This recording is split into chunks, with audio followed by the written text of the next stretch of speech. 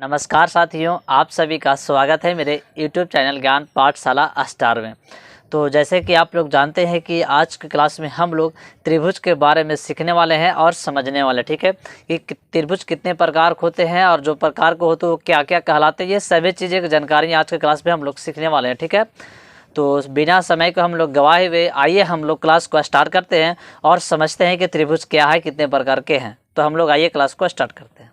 साथियों, अब हम लोग क्लास को स्टार्ट करते हैं और समझते हैं कि त्रिभुज क्या है, कितने प्रकार के होते हैं। ये सभी चीज़ों की हम लोग आज के क्लास में जानकारी लेंगे। त्रिभुज क्या है, कितने प्रकार के होते हैं, जो प्रकार के होते हैं उसके सारे एग्जाम्पल और फिगर के साथ भी हम लोग समझेंगे, ठीक है।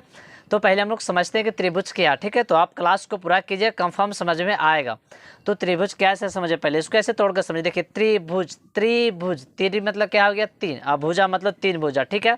यानी का वैसा आकृतिक, यानी कि वैसा बनावट जिसमें तीन भुजा हो और वो तीन भुजा एक दूसरे से अटैच हो, मतलब कहते एक दूसरे में बांधा हुआ हो, एक दूसरे अपने में क्या वो बांधा हुआ हो, उसी को हम लोग क्या बोलेंगे, त्रिभुज।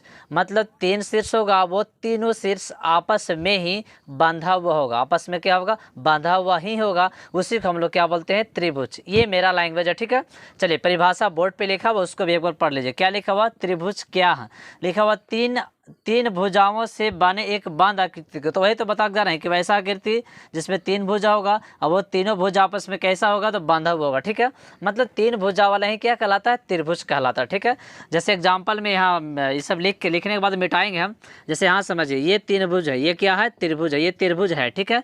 लेकिन ये देखिए, इसमें तीन भुजा है, ये पहला भुजा हो गया, ये दूसरा भुजा हो गया और ये तीसरा भुजा, लेकिन ये बंद नहीं है, ये बंद नहीं है, इसलिए त्रिभुज नहीं है। बाकी आप समझ गए होंगे कि त्रिभुज क्या होगा।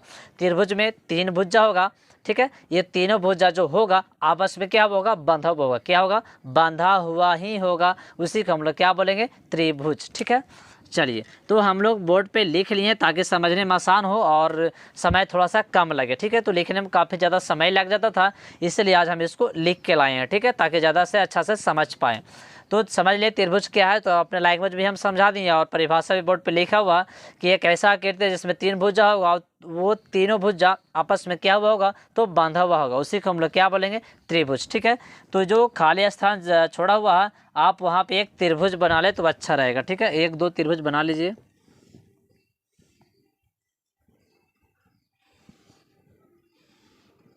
सब त्रिभुज कहलाएंगे, ठीक है। ये सब क्या कहलाएंगे, त्रिभुज। ये सब के सब क्या कहलाएंगे, त्रिभुज। बस बांध आकृति होना चाहिए और त्रिभुज इसमें तेज शीर्ष होना चाहिए, बस त्रिभुज बना दीजिए। आप समझना क्या है से समझिए। आप त्रिभुज तो हम लोग समझिए कि बांध आकृति होगा, आप समझना क्या है, त्रिभुज का प्रकार। प्रकार मतलब त्रिभुज कितने प्रकार के होते हैं, ठीक है। तो त्रिभुज का दो प्रकार से बांटा गया, पहला कोण के आधार पर और दूसरा भुजा के आधार पर। ये हमेशा ध्यान रखिए, भुजा के आधार पर और कोण के आधार पर, ये दोनों के आधार पर त्रिभुज को बांटा गया। अब हम लोग समझेंगे कि भुजा के आधार पर त्रिभुज कितने प्रकार के होते हैं और कोण के आधार पर त्रिभुज कितने प्रकार के होते हैं, ये समझना बहुत जरूरी है, ठीक है। तो हम यहाँ लिख दिए त्रिभुज का प्रकार। ये क्या लिखे, त्रिभुज का प्रकार। आप ढंग से नोट्स कर लीजिएगा और समझ लीजिएगा। त्रिभुज का क्या लिखे, प्रकार, मतलब त्रिभुज का प्रकार क्या होता है। तो जस्ट बता गए कि त्रिभुज को दो प्रकार से बांटा गया, पहला भुजा के आधार पे और दूसरा कोण के आधार पर, ठीक है। अब आगे पीछे कर सकते हैं। तो हम लिख दिए पहला पॉइंट में भुजा के आधार पर और दूसरा हम क्या लिख दिए, कोण के आधार पर। जो समझा रहे वही लिखे अभी। पहला किसके आधार पे, भुजा के आधार पे, और दूसरा कोण के आधार पे। कोई दिक्कत, आप एक एक करके हम लोग समझेंगे कि भुजा के आधार पे त्रिभुज कितने प्रकार के होते हैं और कोण के आधार पे त्रिभुज कितने प्रकार के होते हैं। तो इधर से हम लोग समझते आएंगे तो अच्छा रहेगा। यहाँ तक तो आप समझ गए होंगे। एग्जाम्पल बना लीजिएगा, फिगर एक दो को छाप लीजिएगा, ठीक है। आप समझ रहे हैं त्रिभुज का प्रकार। त्रिभुज दो प्रकार के होता है, भुजा के आधार पे और कोण के आधार पे। आप समझना पारा से। तो लिख दिए भुजा के आधार पे। यहाँ क्या लिखे, भुजा के आधार पे आप समझना है कि त्रिभुज कितने प्रकार के होते हैं। तो वही लिखे, भुजा के आधार पे त्रिभुज तीन प्रकार के होते हैं, ठीक है। भुजा के आधार पे जो त्रिभुज को रखा गया, कितने रूप में रखा गया, तीन प्रकार के। भुजा के आधार पे त्रिभुज के कितने प्रकार के में रखा गया, तो तीन प्रकार का रखा गया, ठीक है। पहला क्या हो गया, समबाहु त्रिभुज, दूसरा समद्विबाहु त्रिभुज, तीसरा विषमबाहु त्रिभुज, ठीक है। कोई दिक्कत, भुजा के आधार पे त्रिभुज को तीन प्रकार के, मतलब भुजा के आधार पे त्रिभुज कितने प्रकार के होते हैं, तीन प्रकार के होते हैं। पहला समबाहु त्रिभुज, दूसरा समद्विबाहु त्रिभुज, तीसरा विषमबाहु त्रिभुज। तो इसको पहले आप लैंग्वेज में समझिए, हम मतलब अपना भाषा में समझे, उसका बाद फिर तो परिभाषा है ही। देखिए समबाहु त्रिभुज, सम मतलब बराबर, आप लोग सब जानते हैं कि सम मतलब बराबर होता है, बाहु मतलब भुजा, यानी कि त्रिभुज में तीनों भुजा जो होगा आपस में बराबर होगा, उसे हम लोग क्या बोलेंगे, समबाहु त्रिभुज। ठीक है, तीनों भुजा आपस में बराबर। ठीक है, 5 अगर सेंटीमीटर के त्रिभुज वाला एक भुजा, तो तीनों त्रिभुज वाला कितना होना चाहिए, 5 ही होना चाहिए। ठीक है, अगर 6 है तो तीनों क्या होना चाहिए, 6 ही होना चाहिए। भुजा अलग ना, 5 सेंटीमीटर तो पूरा 5, 6 तो पूरा 6, 7 तो पूरा 7। ठीक है, वैसा त्रिभुज को क्या बोलेंगे, समबाहु त्रिभुज। ठीक है, समद्विबाहु समझिए। देखिए सम मतलब बराबर, दी, यहाँ एक दी मतलब क्या होता है, दो, दी मतलब क्या होता है, दो। सम मतलब बराबर, दी मतलब दो, मतलब दो भुजा बराबर होगा, दो भुजा क्या होगा, बराबर, उसे हम लोग क्या बोलेंगे, समद्विबाहु। तो समद्विबाहु भी आप समझ रहे हैं। वैसा त्रिभुज सर जिसमें दो भुजा बराबर होगा, दो भुजा आपस में कैसा होगा, बराबर, उसे हम लोग क्या बोलेंगे, समद्विबाहु त्रिभुज। क्या बोलेंगे, समद्विबाहु त्रिभुज। कोई दिक्कत, चलिए आप समझिए विषमबाहु। क्या समझिएगा, विषमबाहु। वैसा त्रिभुज सर जिसमें तीनों भुजा अलग अलग हो, तीनों भुजा क्या हो, अलग अलग। अपने शब्द में कहिए तो वैसा त्रिभुज जिसमें कोई भुजा आपस में बराबर ना हो, कोई भुजा आपस में बराबर नहीं हो, मतलब सभी भुजा क्या हो, अलग अलग हो। एक 5 सेंटीमीटर वाला हो और एक 2 सेंटीमीटर वाला हो, एक 4 सेंटीमीटर वाला हो, तो अलग अलग हो रहा है कि नहीं हो रहा, उसे हम लोग क्या बोलेंगे, समद्विबाहु त्रिभुज, विषमबाहु त्रिभुज। तो यहाँ समझ लीजिए कि भुजा के आधार पे त्रिभुज 3 प्रकार के होते हैं। ठीक है, हमेशा ध्यान रखिएगा, समबाहु त्रिभुज, समद्विबाहु त्रिभुज, विषमबाहु त्रिभुज। ठीक है, तो अब इधर हम लोग एक एक करके समझेंगे कि समबाहु क्या था। अपना लैंग्वेज में तो अभी हम समझ लिए, अपना भाषा में तो हम लोग समझ लिए, अब हम लोग परिभाषा से भी इसको समझ लें। ठीक है, परिभाषा हम इसलिए लिखें क्योंकि आप नोट्स कर ले, ताकि आप कभी भूले तो देख के रिवीजन हो सके, इसलिए परिभाषा को लिखें, क्योंकि ये तो समझ में ही आ गया होगा, समझा के जा रहा हो तो समझ में तो आ ही जा रहा होगा। ठीक है, तो अब देखिए परिभाषा में लिखवा दे रहे हैं क्या, समबाहु त्रिभुज, तो वही लिखा हुआ जो अभी हम बोल रहे हैं। जिस त्रिभुज में तीन भुजा लिखे हैं, सॉरी तीनों भुजा होगा, जिस त्रिभुज में तीनों भुजा क्या होगा, जिस त्रिभुज में तीनों भुजा आपस में क्या हो, बराबर हो, उसे हम लोग क्या बोलेंगे, समबाहु त्रिभुज। उसे क्या बोलेंगे, तो यहाँ पे लिख लीजिएगा आप, समबाहु त्रिभुज लिख के डैश मारिएगा, लिखिएगा जिस त्रिभुज में तीनों भुजा आपस में बराबर हो उसे समबाहु त्रिभुज कहते हैं। ये सब कोडवर्ड है, आप समझ रहे क्या क्या लिखा हुआ। ठीक है, उसे क्या कहते हैं, समबाहु त्रिभुज कहते हैं। ये लिखा हुआ, यहाँ लिखा हुआ समबाहु त्रिभुज कहते हैं, ये कोडवर्ड है, आप जान रहे हैं क्या लिखा हुआ। सो ठीक है, जिस त्रिभुज में तीनों भुजा आपस में बराबर हो उसे समबाहु त्रिभुज कहते हैं, ये लिखा हुआ। ठीक है, कोडवर्ड है। चलिए, तो अब त्रिभुज को आप बना लीजिए फिगर को, कि तीनों भुजा, वैसा त्रिभुज बनाना होगा जिसमें तीनों भुजा आपस में बराबर दिखना चाहिए। एकदम बनाइए आराम से, तीनों भुजा कैसा दिखना चाहिए, बराबर। आप स्केल प्रकार से बनाइएगा ढंग से, तीनों भुजा आपस में कैसे देखना चाहिए, बराबर। ठीक है, यार हम लोग कौन त्रिभुज बोलेंगे, समबाहु त्रिभुज। कोई दिक्कत, चलिए आप देखिए समद्विबाहु, क्या देख रहे हैं, समद्विबाहु मतलब क्या समझिएगा, जिस त्रिभुज में दो भुजा, गौर से समझिएगा, जिस त्रिभुज में दो भुजा आपस में बराबर हो, मतलब कि वैसा त्रिभुज जिसमें दो ही भुजा, देखिए सम मतलब बराबर, दी मतलब दो भुजा बराबर होगा, और हम लोग क्या बोलेंगे, समद्विबाहु त्रिभुज। ठीक है, तो इसका भी हम लोग फिगर बना लेते हैं, इसका भी फिगर बना लेते हैं, ढंग से बना लेते हैं इसका फिगर, यहाँ पे ही बना लेंगे तो अच्छा रहेगा। इसमें कुछ दिख रहा, चलिए नहीं दिख रहा होगा आप लोग को ना, ज़्यादा हो जा रहा ना, एकदम समद्विबाहु एकदम ऐसा बनाइए तुम लगे कि दो भुजा आपस में कैसा बराबर दिख रहा है।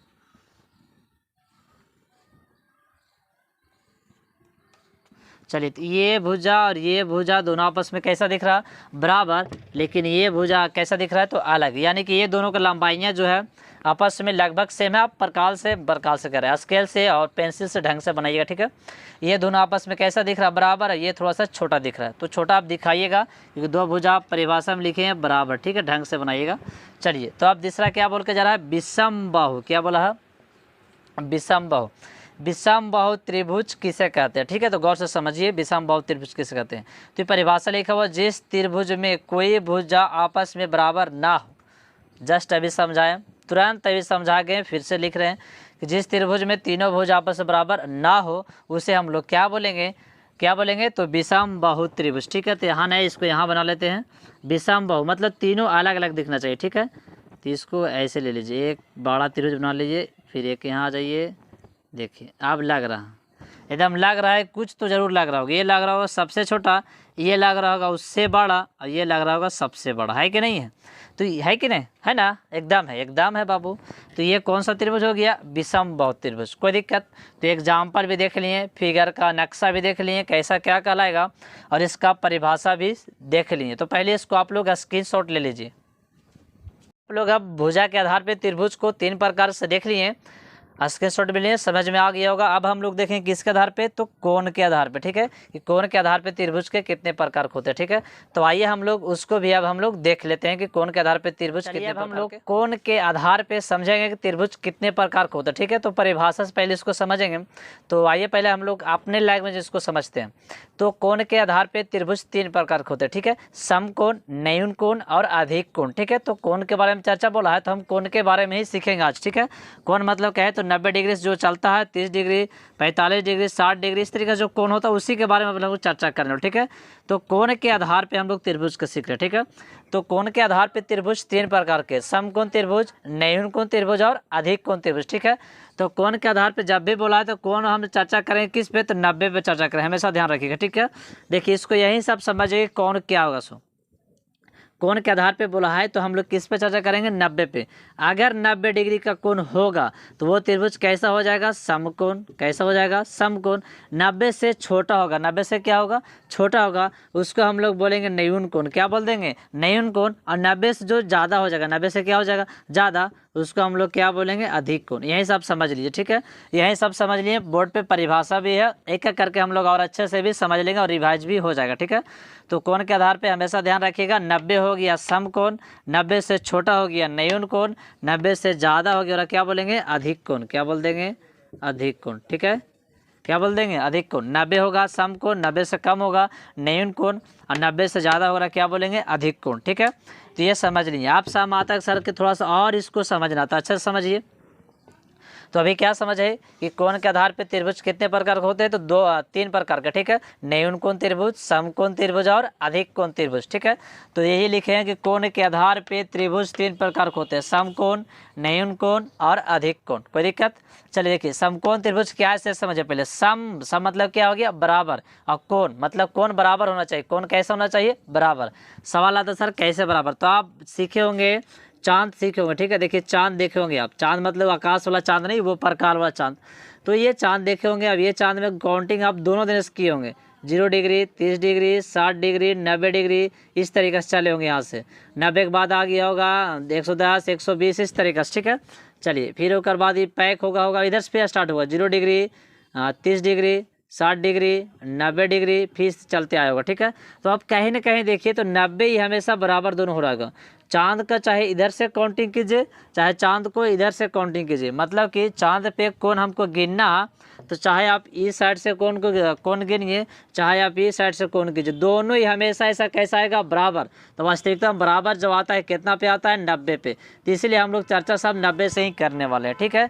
90 होगा समकोण, 90 से छोटा होगा न्यून कोण, 90 से ज़्यादा होगा अधिक कोण। तो वही बोल रहा है क्या कि समकोण त्रिभुज, सम मतलब क्या? बराबर। तो बराबर हो कितना का रहा? अभी तुरंत देखे ना, जस्ट कितने के बराबर होता था? 90 के। तो यही यहाँ से परिभाषा निकाल के आ जाएगा कि वैसा त्रिभुज सर जिसमें एक कोण कितना डिग्री का हो?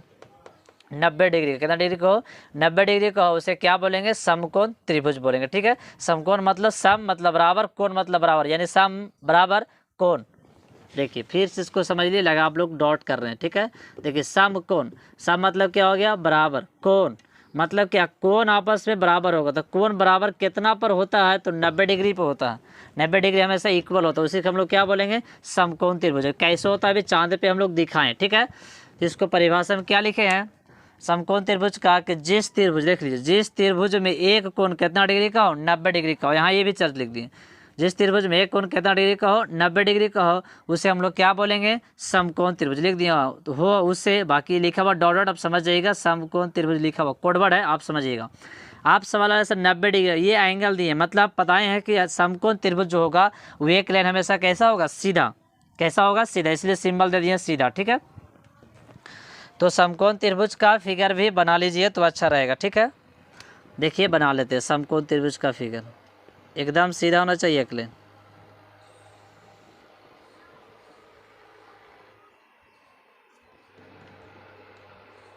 ये बन रहा है समकोण त्रिभुज बन गया, ठीक है।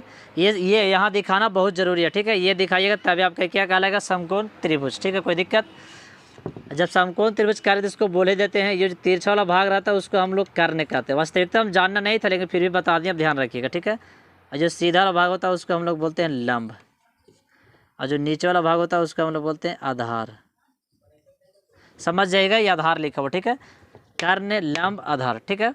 तो आप समझ गए समबाहु त्रिभुज, समकोण त्रिभुज, जिस त्रिभुज में एक कोण कितना डिग्री होना चाहिए, 90 का। कोई दिक्कत? चलिए दूसरा देखिए, क्या लिखा हुआ, न्यून कोण।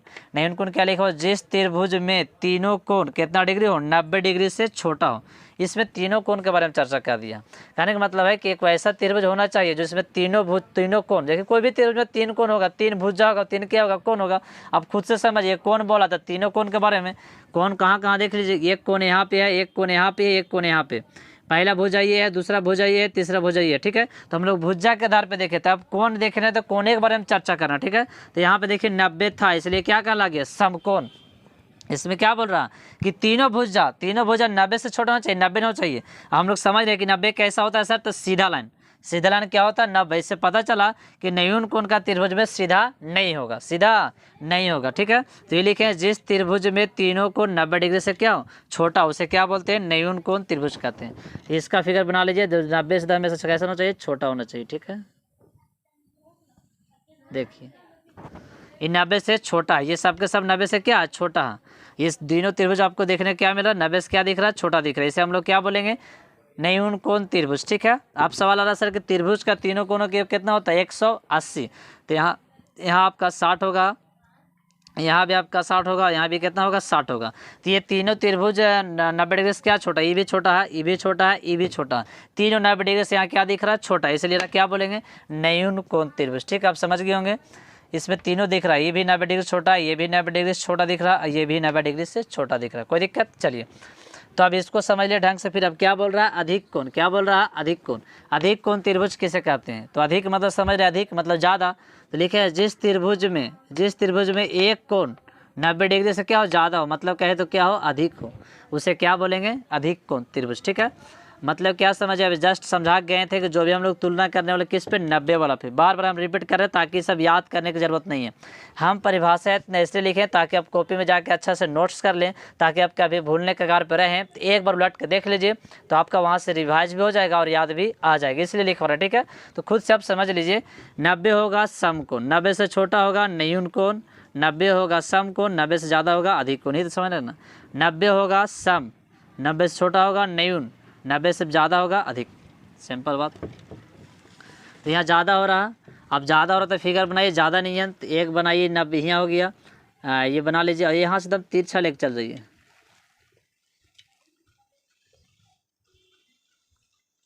ये त्रिभुज कैसा दिख रहा, तो अधिक कोण, मतलब यहाँ देख लीजिए, तो यहाँ 90 से क्या है, छोटा, और ये सब तो छोटा छोटा है, लेकिन ये जो है 90 से कैसा कोण है, बड़ा कोण है। ये 90 से क्या है, बड़ा।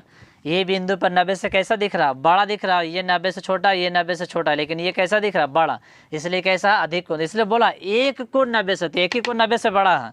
यहाँ बोला था तीनों कोण छोटा था, तीनों दिखाएं छोटा, ठीक है। तो ये त्रिभुज हम लोग कोण के हिसाब से देख लें, ठीक है। तो इसको पहले आप स्क्रीनशॉट लीजिएगा, ताकि इसको हम अभी तुरंत जस्ट बताने वाला, ठीक है। वीडियो रुकेगा भी नहीं, इसको बताएंगे हम जस्ट। चलिए तो इसको स्क्रीनशॉट ले लिए होंगे, अब यहाँ थोड़ा समझिए गौर से। ये सब तो क्लियर हो गया होगा, क्या नहीं है, सो इसको फिर से एक बार रिवाइज मार लेते तो ज़्यादा अच्छा रहेगा। कोण के आधार पर त्रिभुज 3 प्रकार के होते हैं, अधिक कोण, न्यून कोण, समकोण, ठीक है। समकोण त्रिभुज उसे कहेंगे जिसमें कोण कितना डिग्री हो, 90 डिग्री को, उसको समकोण कहेंगे। न्यून कोण बोलेंगे उसको जिसमें 90 डिग्री से क्या हो, छोटा, उसे बोलेंगे हम लोग न्यून कोण। अधिक कोण उसको बोलेंगे जिससे अधिक मतलब ज़्यादा, जिसमें 90 डिग्री से क्या हो, ज़्यादा, उसे हम लोग क्या बोलेंगे, अधिक कोण, ठीक है। भुजा के आधार पर त्रिभुज 3 प्रकार का हुआ भी हुआ था, समबाहु त्रिभुज, समद्विबाहु त्रिभुज और विषमबाहु त्रिभुज। समबाहु त्रिभुज मतलब ऐसा त्रिभुज जिसमें तीनों भुज आपस में कैसा हो, बराबर हो, उसे समबाहु त्रिभुज कहेंगे। समद्विबाहु त्रिभुज वैसा त्रिभुज जिसमें दो भुज आपस में कैसा हो, बराबर हो, उसे समबाहु त्रिभुज कहेंगे। विषमबाहु त्रिभुज वैसा त्रिभुज जिसमें तीनों भुज आपस में कैसा हो, अलग अलग हो, ठीक है। तो वैसा हम लोग सीखे थे। यहाँ हज पॉइंट में कुछ पॉइंट लिख दिए हैं, वो भी थोड़ा कुछ दूसरा कलर से लिखे, इसमें कुछ खूबी है इसलिए लिखे हैं। देखिए क्या रहा है काची कि दो त्रिभुज होंगे, ये कि बहुत बार एग्जाम में 10th में बहुत बार पूछा जाता है कि दो त्रिभुज होंगे।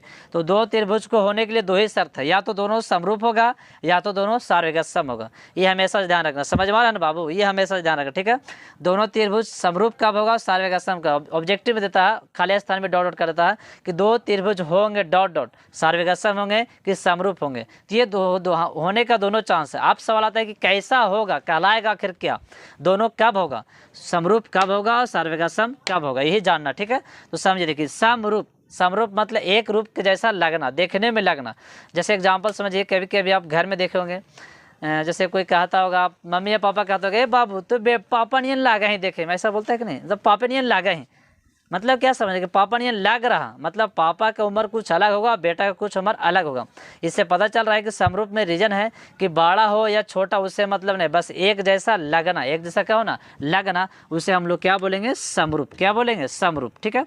समझ रहे हैं, एग्जाम्पल आप लोग को समझ में आ गया। समरूप मतलब क्या समझना, सिर्फ एक जैसा लगना। दोनों त्रिभुज, त्रिभुज का बड़ा भी हो सकता, एक त्रिभुज का छोटा भी हो सकता, ठीक है, बस एक जैसा लगना, उसी को हम लोग क्या बोलेंगे, समरूप त्रिभुज। जैसे एग्जांपल आप समझ लीजिए बोर्ड पे, ठीक है, ये समझ लिए, तो ये डैड है, डी या डी पापा है, आई बेटा बेचारा जो है छोटा मोटा नन्हा सा बेटा है। अब ये दोनों एक जैसा देखने में लग रहा है कि दोनों बाप बेटा है, अब नाक मुंह यूरे है, पैर हाथ सवेरे सेम लग रहा है, इसको कौन कैटेगरी में रखा जाएगा, तो समरूप में रखा जाएगा, ठीक है। समझ गए होंगे, एग्जाम्पल अब समझ गए होंगे। तब समझ में आता, सर त्रिभुज बोल रहा था, तब त्रिभुज दिखा दीजिए। तो अब त्रिभुज देख लीजिए कि समरूप का त्रिभुज क्या होगा, तो दोनों त्रिभुज देखिएगा बराबर, ठीक है। तो ये तो हो गया, अब यहाँ दिखा रहे हैं,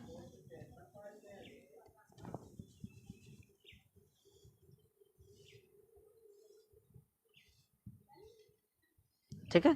ये हो गया समरूप। समरूप का ये शर्त ये होता है, इसको ए बोल देंगे, इसको बी बोल देंगे, इसको सी, इसको डी बोल देंगे, इसको ई या इसको एफ। यार इसमें एक शर्त है, शर्त क्या से देखिएगा, छोटा छोटा लेटर में लिखते हैं, आप समझिएगा। शर्त यही समरूप के लिए कि पहला कोण से पहला कोण बराबर होगा। मतलब क्या है, तो ऊपर वाला कोण से ऊपर से बराबर होगा, और नीचे वाला कोण से नीचे, साइड वाला कोण से ये साइड से बराबर होगा, और वो साइड वाला कोण से वो साइड बराबर होगा। बराबर ना होगा तो कैसे होगा, जैसे बाप का नाक था तो बेटा का नाक नहीं रहेगा, बाप के पैर था तो बेटा भी पैर रहेगा, बाप के मुंह रहेगा तो रो मुंह रहेगा। तो यही बात यहाँ कि पहले का बराबर होगा, एक बड़ा होगा एक छोटा होगा, बड़ा छोटा होगा ना, एकदम होगा। तो इसको दोनों भुज आपस में कैसे होगा, बराबर होगा। ये तीसरका क्या होगा, तीसरका से बराबर होगा, ठीक है। यही शर्त होता है, यही शर्त से ही क्या कहलाता है, समरूप। ये हमेशा ध्यान रखिएगा। इसमें भी एक चर्चा है, तो इसको यहाँ लिख लेते हैं अच्छा से, इस सार्वगसम ऊपर लिख लेंगे, स्क्रीनशॉट आप ले लिए होंगे ना, तो इसको मिटा देंगे। तो इसमें शर्त क्या होता है देखिएगा, शर्त इसका ये होता है, आप स्क्रीनशॉट ले लिए होंगे अधिक कोण वाला, फिर से ले लीजिए, इसको मिटा देते तो अच्छा रहेगा। देखिए इसमें शर्त यही होता है कि दोनों भुजा तो पहला बराबर हो जाएगा। इसमें क्या हो जाएगा, तो कोण ए के बराबर क्या हो जाएगा, कोण डी, क्या हो जाएगा, कोण डी। फिर क्या हो जाएगा, कोण बी के बराबर क्या हो जाएगा, कोण ई, कोण बी के बराबर कोण ई। चलिए कोण सी के बराबर क्या हो जाएगा, कोण एफ, कोण सी के बराबर कोण एफ, ये कोण लिखा हुआ, ये शर्त होता है, यही मेन शर्त, ठीक है। तो आप लोग 10th में आइएगा तो वहाँ पे इसको हम लोग प्रूव भी करेंगे कि समरूप होता है तो आखिर होता है क्या। तो ये शर्त होता है, ये शर्त जो किसका है, समरूप का होता है, हमेशा ध्यान रखिएगा, भूलिएगा नहीं, ठीक है। चलिए आप देखिए सवाल आता है सर सार्वगसम। तो सार्वगसम कुछ नहीं करना, सिंपल इसको समझ जाइए आप, सार्वगसम। देखिए जैसा समरूप था वैसा सार्वगसम था, इस समरूप का कहानी आप यहाँ पे जरूर लिखिएगा नोट्स में। सार्वगसम मतलब समझ लीजिए, सार्वगसम समरूप में क्या था कि एक जैसा खाली लगना, लेकिन सार्वगसम नहीं है, एक जैसा लगने से नहीं होगा, हाइट चौड़ाई मोटाई मोटा पतला सब देखा जाएगा। जब सब बराबर होगा तब वो क्या होगा, सार्वगसम। अपने लैंग्वेज में समझिए, एक जैसा खाली लगेगा और आप बोलेंगे समरूप, और दोनों सेम होगा, समझ में आ रहा है, दोनों सब कुछ सेम होगा, हम लोग क्या बोलेंगे, समरूप। बाकी आप लोग एग्जाम्पल अच्छा से आप लोग पेश कर लेते हैं, फिर से एक बार पेश कर देते हैं, थोड़ा सा पेट ज़्यादा निकल गया इसका। मतलब सब कुछ बराबर लगना चाहिए, वैसे बराबर बन नहीं रहा। फिलहाल आप लोग समझिएगा कि दोनों बराबर दिखे, ठीक है। मतलब सब कुछ बराबर, बात समझ में आए कुछ। अगर इसका वेट है मान के चलिए 11 kg, तो इसका वेट कितना होना चाहिए, 11 kg। इसका अगर मुंह का साइज मान के चलिए 12 फीट है, तो इसका भी कितना होना चाहिए, 12 फीट, ठीक है। इसका मतलब सब कुछ आपस में कैसे होना चाहिए, बराबर, तभी क्या कहलाएगा, सार्वगसम। क्योंकि समरूप में बड़ा छोटा होने के कगार था, बड़ा छोटा सब चलता था, लेकिन इसमें नहीं, इसमें सब बराबर, एक एक पार्ट बराबर होना चाहिए। अब सवाल आता है क्या सर, तो कोण भी बराबर होगा, भुजा भी बराबर होगा, और भुजा के अनुपात भी आपस में कैसा होगा, बराबर होगा, तभी वो क्या कहलाएगा, सार्वैगिक सम। तो उम्मीद है आप लोग समझ गए होंगे। तो इसमें बस 2 त्रिभुज खाली आप देख लीजिए, बाकी जब प्रूफ करेंगे, सिद्ध करेंगे पाइथागोरस प्रमेय से, तो वहाँ पर भी इसको हम लोग अच्छा से एक्सप्लेन कर लेंगे। ठीक है, लगना चाहिए देखने में बड़ा कि दोनों त्रिभुज आपने में लग रहा है समरूप। ठीक है, ज़्यादा भी इसको चर्चा नहीं करेंगे, प्रूव करेंगे, वहाँ पर भी देखेंगे इसको त्रिभुज क्या कहलाएगा। ठीक है, दूसरा का से बराबर कर दीजिए, तीसरा का से बराबर कर दीजिए। ये आपका सार्वैगिक सम का नियम था। सार्वैगिक सम वही है, पहला अनुपात दूसरा का हो जाएगा, तीसरा का अनुपात दूसरा का हो जाएगा, तीसरा का से मतलब क्या है, तो ए बी जो होगा डी कितना से होगा, अब बार बार गेट दे रहे हैं आप लोग, ढंग से लिख लीजिएगा इसको पहले, वीडियो रोक रख के। ये जो 2 त्रिभुज दिख रहा है आपको, बराबर कीजिएगा आप लोग। ठीक है, त्रिभुज बराबर कीजिएगा। पहला भुज आपका क्या दिख रहा है, ए बी जो होगा कितना होगा, डी के बराबर होगा। किसका होगा, डी के बराबर। फिर आपका बी सी होगा, मतलब नीचे वाला नीचे से बराबर होगा, ये वाला इससे बराबर होगा, और ये साइड वाला इस साइड से बराबर होगा। ठीक है, तब ये सर्वसम होगा। साथ में उसका कोण भी बराबर होगा, ये कोण से बराबर, ये कोण से ये कोण बराबर, और ये कोण से ये कोण बराबर, तब सर्वसम होगा। ठीक है, और इसको हम अच्छा से प्रूव करेंगे तो वहाँ पर एक्सप्लेन करेंगे। ठीक है, तो आज का क्लास कैसा लगा कमेंट्स में आप ज़रूर बताइएगा। वीडियो को पूरा देखने के लिए थैंक्स, धन्यवाद। तो आज के क्लास के लिए जय हिंद, जय भारत।